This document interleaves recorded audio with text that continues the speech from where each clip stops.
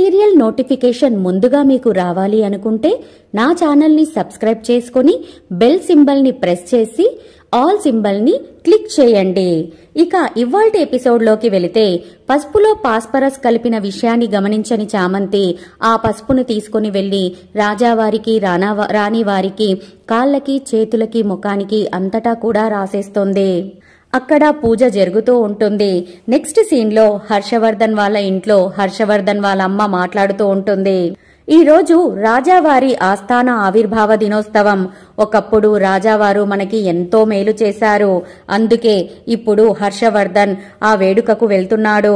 చేసిన సహాయాన్ని ఎప్పుడూ మర్చిపోకూడదు కదా, అందుకే తను వెళ్తున్నాడు అని వాళ్ళమ్మ అనగానే రమాదేవి మాత్రం కోపంగా ముఖాన్ని చిట్లించుకుంటూ ఉంటుంది. అంతలో హర్షవర్ధన్ లిఫ్ట్ దిగి ఫోన్లో మాట్లాడుతూ నేను వస్తున్నాను, రెడీగా ఉండండి, ఇప్పుడే బయలుదేరాలి అని చెప్తూ ఉంటాడు. హర్ష, నీకు అసలు దేనికి ఇంపార్టెన్స్ ఇవ్వాలో దేనికి ఇంపార్టెన్స్ ఇవ్వకూడదో తెలియడం లేదా? మన అరుణ్ సొంతంగా వాయుపుత్ర ఎయిర్స్ ని స్టార్ట్ చేసేసి సొంత ఫ్లైట్ లో తను ఇక్కడికి గర్వంగా వస్తూ ఉంటే నువ్వు మాత్రం ఇంట్లో ఉండకుండా బయటికి వెళ్తావా అని రమాదేవి అనగానే రమా, ఇది రాజావారి వేడుక అని చెప్తూ ఉండగానే తను చెయ్యి అడ్డం పెట్టి అని కోపంగా అంటుంది. హర్ష ఏమీ మాట్లాడకుండా ఆగిపోతాడు. అక్కడ అందరిలో మీరు ఒకరు, కానీ ఇక్కడ అరుణ్ ఫ్లైట్ దిగగానే కనిపించాల్సింది మనమే. వాడి సక్సెస్ ని ఆనందాన్ని మనతో షేర్ చేసుకోవాలని ఎంతో ఆనందంగా వస్తాడు. వాడిని డిసప్పాయింట్ చేస్తారా? ఎవరో సంతోషం కోసం మీరు వెళ్లడం ముఖ్యమా, లేక అరుణ్ సంతోషం కోసం మీరు ఇక్కడ ఉండడం ముఖ్యమా?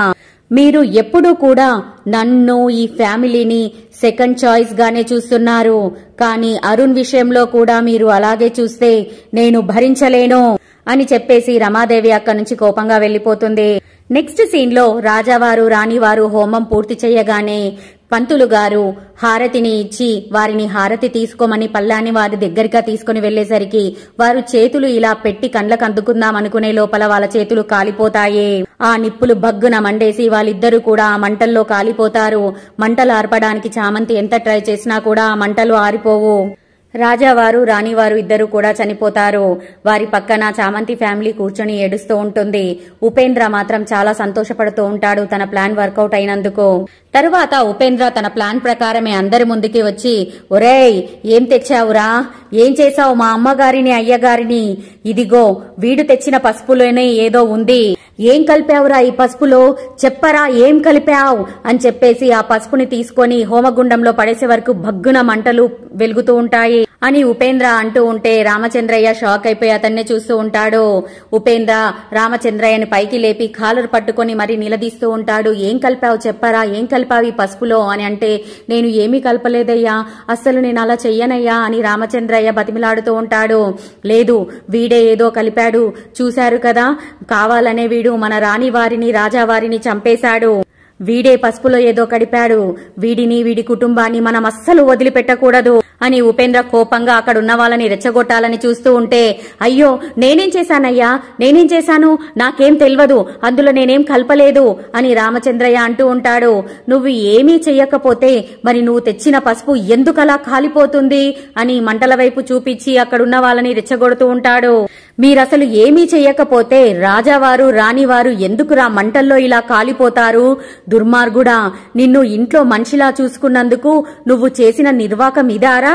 చెప్పండి, మీరందరే చెప్పండి, ఇలా రాజదంపతులను చంపిన వాళ్ళని మీరు వదిలిపెడతారా అని ఉపేంద్ర కోపంగా అడిగేసరికి అక్కడున్న జనమందరూ కూడా వదిలిపెట్టం, మేమైతే అస్సలు వదిలిపెట్టం అని గట్టిగా అరుస్తూ ఉంటారు. రాజదంపతులు చంపిన వీణ్ణి వీడి కుటుంబాన్ని ఇదే మంటల్లో తగలబెట్టేసేయాలి అని చెప్పేసి రామచంద్రయ్యని ఉపేంద్ర గుంజుతూ ఉంటే రామచంద్రయ్య ఉపేంద్రను తోసేసి బయటికి పారిపోతాడు. అక్కడ ఉన్న వాళ్ళందరూ కూడా రామచంద్రయ్యను వెంబడిస్తూ ఉంటారు పట్టుకోవడం కోసం. ఇంతలో చామంతి కూడా నానా అని పరిగెట్టబోతుంటే రాజామాత కొన ఊపిరితో ఉండి చామంతి లంగాని పట్టి గుంజేవరికి చామంతి వాళ్ళమ్మ అది గమనించి రాజమాత దగ్గరికి వచ్చి అమ్మా అమ్మా అని ఏడుస్తూ ఉంటారు. ఇదంతా ఎవరు చేశారో నాకు బాగా తెలుసు. మీరు ఇక్కడ ఉండడం మంచిది కాదు. మీరు ఇద్దరు ఇక్కడ నుంచి పారిపోండి అని రాజమాత అనగానే అమ్మగారు అమ్మగారు అంటూ చామంతి ఏడుస్తూ ఉంటుంది. ఇక పైన ఈ అమ్మగారు నీకు ఎప్పటికీ కనిపించరు. నువ్వు ఇక్కడి నుంచి వెళ్ళిపో అమ్మా అని రాజమాత అంటూ ఉంటే చామంతి కుమిలి కుమిలి ఏడుస్తూనే ఉంటుంది. ఇంతలో రాజమాత తన మెడలో నుంచి ఒక హారాన్ని తీసేసి చామంతికి ఇస్తుంది. ఏంటమ్మా ఇది అని చామంతి ఏడుస్తూ అడుగుతూ ఉంటే ఇది అని చెప్తూనే రాజమాత కండ్లు మూసేస్తారు. చామంతి ఆ హారాన్ని తీసుకుని ఏడుస్తూనే బయటికి వచ్చేస్తుంది. తరువాత రామచంద్రయ్య ఉపేంద్ర మనుషుల నుంచి తప్పించుకొని వాళ్ళ ఇంటికి వచ్చేస్తాడు.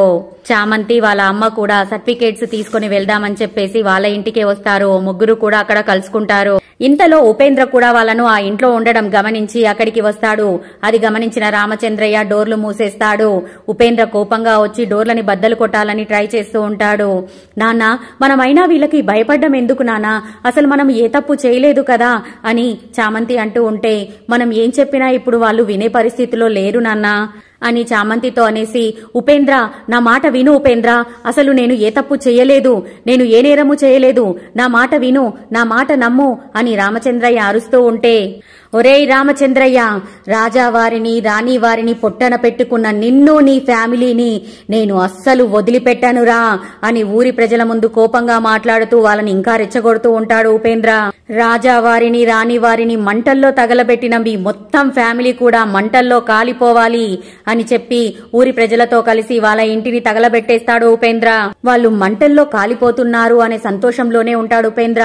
ఇంతలో రామచంద్రయ్య వెనకల డోర్ ని ఓపెన్ చేసి భార్యని బిడ్డని తీసుకుని బయటికి పారిపోతాడు. అది ఉపేంద్ర చూసేస్తాడు. ఒరే వాళ్ళు పారిపోతున్నారా, వాళ్ళు ఎట్టి పరిస్థితిలో పారిపోవడానికి వీల్లేదు, పదండి పట్టుకుందాం అని చెప్పేసి మళ్లీ వెంబడిస్తారు అందరూ కలిసి. ఇంతలో రామచంద్రయ్య వాళ్ళు ఒక దగ్గర దాక్కుని ఉంటారు. ఉపేంద్ర వాళ్ళు వాళ్ళ కోసం వేరే దగ్గర వెతుకుతూ ఉంటారు. చామంతి వీళ్ళు మనని వదిలేలా లేరమ్మా, నువ్వు మీ అమ్మ ఇక్కడి నుంచి పారిపోండి అని రామచంద్రయ్య అనగానే మనం ఏం తప్పు చేశామని పారిపోవాలి నాన్న, అసలు మనం తప్పే చేయనప్పుడు ఊరొదిలి ఎందుకు వెళ్ళిపోవాలి అని చామంతి అడుగుతుంది.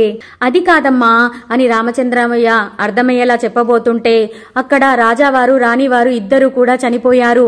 వారి శవాలను అక్కడ వదిలేసి మనం ఇలా పారిపోతే ఎలా నాన్నా అని చామంతి ఏడుస్తూ అడుగుతుంది. అయ్యో మనం ఇప్పుడు వెళ్ళకపోతే వీళ్ళు మనల్ని వదిలిపెట్టేలా లేరమ్మా, అసలు జనం కూడా ఈ పరిస్థితిని అర్థం చేసుకునేలా కనపడడం లేదు. మనం వాళ్ళ కంటికి కనిపిస్తే మనల్ని చంపేయాలి అన్న ఆలోచన తప్ప ఇంకా వేరే ఆలోచన ఉన్నట్టే కనిపించడం లేదు. మనం వాళ్ళకి కనిపిస్తే వదిలేస్తారు అని నువ్వు అనుకుంటున్నావా? అస్సలు అలా జరగదమ్మా, నా మాట విని మీ అమ్మను తీసుకుని నువ్వు వెళ్ళమ్మా అని రామచంద్రయ్య అనేసరికి మిమ్మల్ని వదిలేసి మేము అస్సలు వెళ్ళలేము నాన్న, నేను వెళ్ళను అని చామంతి ఏడుస్తూ చెప్తుంది. నా గురించి నువ్వు ఆలోచించి ఇక్కడే ఉండకు చామంతి, మనం ఇక్కడే ఉన్నాము అంటే మనం ఇక్కడే చనిపోతాం, ఇలా ఇక్కడే చనిపోయాము అంటే మనం ఏ తప్పు చెయ్యకుండా జీవితాంతం హంతకులం అనే పేరుతో అందరి నోట్లల్లో మెదులుతూనే ఉంటాం. వెళ్ళండమ్మా, దయచేసి మీరు ఇక్కడ నుంచి వెళ్ళిపోండమ్మా అని రామచంద్రయ్య అనగానే మేము వెళ్ళలేం నాన్న, మిమ్మల్ని వదిలేసి అస్సలు వెళ్ళలేము అని తల్లి కూతురు ఇద్దరు కూడా ఏడుస్తూ ఉంటారు. అలా కాదమ్మా, నేను వాళ్ళను ఎలాగో అలాగా దారి మళ్లించి మిమ్మల్ని వచ్చి కలుస్తాను, ఇప్పటికైతే నా మాట వినండమ్మా, వెళ్ళండి, మనం అందరం కలిసి ఒకే వైపు వెళ్లడం మంచిది కాదు, నువ్వు మీ అమ్మాయి ఇటువైపుగా వెళ్ళండి, నేను అటువైపుగా వస్తాను అని రామచంద్రయ్య అంటూ ఉంటే నేను వెళ్ళను నాన్న, నేను వెళ్ళను అని చెప్పేసి చామంతి ఏడుస్తూ ఉంటుంది. మీరు గనక ఇప్పుడు వెళ్ళకపోతే నా మీద ఒట్టే అని రామచంద్రయ్య ఒట్టు వేసుకోగానే ఇద్దరు కూడా ఏమీ మాట్లాడకుండా అక్కడి నుంచి బయలుదేరి వెళ్లిపోతారు. సీన్ లో హర్షవర్ధన్ వాళ్ళ ఇంట్లో పూజ చేస్తూ ఉంటారు. ఆంజనేయ స్వామి విగ్రహం ఉంటుంది. స్వామి పాదాల దగ్గర వాయుపుత్ర ఎయిర్వేస్ అని ఒక చిన్న ఫ్లైట్ బొమ్మ ఉంటుంది. పూజ చేయడానికి హర్షవర్ధన్ రమాదేవి ముందుగా కూర్చుని ఉంటారు. పంతులు గారు, మా కొడుకు అరుణ్ వాయుపుత్ర ఎయిర్వేస్ అనే కొత్త ఎయిర్వేస్ ని స్టార్ట్ చేస్తున్నాడు. మేము ఏ కొత్త బిజినెస్ స్టార్ట్ చేసినా సరే ముందుగా ఈ ఆంజనేయ స్వామికి పూజ చేసి ఆ బిజినెస్ ని స్టార్ట్ చేయడం మాకు ఆనవాయితీ. పూజ మొదలు పెట్టండి అని రమాదేవి చెప్తుంది. నెక్స్ట్ సీన్ లో అరుణ్ ఇంట్రడక్షన్ ని చూపిస్తారు. ఫ్లైట్ దిగి అరుణ్ కారులో ఎయిర్పోర్ట్ కి వచ్చేస్తాడు. రోజా కూడా అరుణ్ ని వల్లో వేసుకోవడానికి ఫ్లవర్ బుకేని పట్టుకుని అక్కడ వెయిట్ చేస్తూ ఉంటుంది. తను హెయిర్ హోస్టెస్ అన్నట్టుగా అక్కడ చూపిస్తారు. అరుణ్ కారు దిగగానే అక్కడ ఉన్న చాలా మంది హెయిర్ హోస్టెస్ కూడా అందరూ అతన్ని అదే విధిగా చూస్తూ ఉంటారు. ఈ యంగ్ అండ్ హ్యాండ్సమ్ పర్సన్ ని ఎలాగైనా నా వల్లో పడేసుకోవాలి, ఎలాగా అని చెప్పేసి ఒక ఎయిర్ హోస్టెస్ ఆలోచిస్తూ రోజా చేతిలో ఉన్న ఫ్లవర్ బుకేని చూసి, నీ బుకే నాకు ఇవ్వవా రోజా ప్లీజ్ అని అడుగుతుంది. కానీ రోజా కూడా అదే ప్లాన్ తో అక్కడికి వచ్చిందన్న విషయం ఆమెకి తెలియదు కదా. అందుకే రోజా నో వే అని చెప్పేసి స్ట్రైట్ గా ఆన్సర్ ఇచ్చేస్తుంది. అరుణ్ అంటే సూర్యుడు. ఆకాశంలో సూర్యుడు ఎటు తిరిగితే అటు తిరిగే పొద్దు తిరుగుడు పూలు మీరు. కానీ ఈ రోజా అలా కాదు. సూర్యుణ్ణి తూర్పు నుంచి పడమరకి, పడమర నుంచి తూర్పుకి ఆడుకునే ఆకాశాన్ని నేను. ఈ సూర్యుడితో ఎలా ఆడుకుంటానో మీరే చూడండి అని మనసులో రోజా అనుకుంటుంది. అనుకున్నదే తడువుగా అరుణ్ తనను గమనించే అంత దూరంలో ఉన్నప్పుడు ఆ ఫ్లవర్ బుకేను కావాలనే ముందు అడిగిన ఆవిడకి ఇచ్చేస్తుంది. తను ఆ ఫ్లవర్ బుకేని అరుణ్ కి ఇచ్చేసి షేక్ హ్యాండ్ ఇస్తుంది. తర్వాత అరుణ్ రోజా దగ్గరికి వచ్చి షేక్ హ్యాండ్ ఇవ్వబోతూ ఉంటే నమస్తే సార్ అని చెప్పగానే అరుణ్ తనని అదో రకంగా చూస్తాడు. అలా రోజా తన పైన అరుణ్ చూపు పడేలా చేసుకుంటుంది. ఇదేంటి రోజా, మేమందరం కూడా సార్ని ఎంతలానో ఇంప్రెస్ చేయాలని చూస్తే మా వైపు కనీసం లుక్ కూడా ఇవ్వలేదు, నిన్ను మాత్రం స్పెషల్ గా చూసి వెళ్లారేంటి అని పక్కనున్న తన ఫ్రెండ్ అడగగానే రోజా ఏమీ చెప్పకుండా నవ్వుతూ అక్కడి నుంచి వెళ్లిపోతుంది. ఆ తర్వాత అరుణ్ ఏరోప్లేన్ కి రిబ్బన్ కటింగ్ చేసేసి వచ్చిన ప్యాసింజర్స్ అందరినీ కూడా లోపలికి పంపించేస్తాడు. రోజా కంగ్రాచులేషన్స్ చెప్తే థ్యాంక్ యూ అని కూడా చెప్తాడు. ప్యాసింజర్స్ అందరూ కూడా కూర్చున్న తర్వాత అరుణ్ అక్కడికి వచ్చేసి, లేడీస్ అండ్ జెంటిల్మెన్, ఈ రోజే స్టార్ట్ చేసిన వాయుపుత్ర ఎయిర్వేస్ ని ఎంకరేజ్ చేయడానికి వచ్చిన మీ అందరికీ కూడా ధన్యవాదాలు.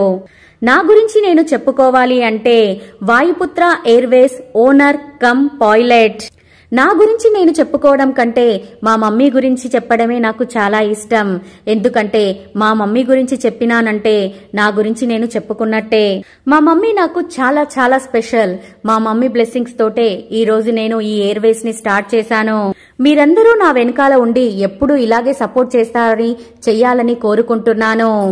నా ఎయిర్వేస్ లో ఫస్ట్ ట్రావెల్ చేస్తున్న ప్యాసింజర్స్ అందరికీ కూడా మళ్ళీ ధన్యవాదాలు తెలుపుకుంటున్నాను. ఎట్ ద సేమ్ టైం నా ఫ్లైట్ కి నేనే పైలట్ అయినందుకు నాకు ఇంకా చాలా ఆనందంగా ఉంది. లెట్స్ ఫ్లై అని చెప్పగానే ప్యాసింజర్స్ అందరూ కూడా క్లాప్స్ కొడతారు. అరుణ్ కూడా అక్కడి నుంచి తను ఫ్లైట్ నడపడానికి ముందుకు వెళ్తూ ఉంటాడు.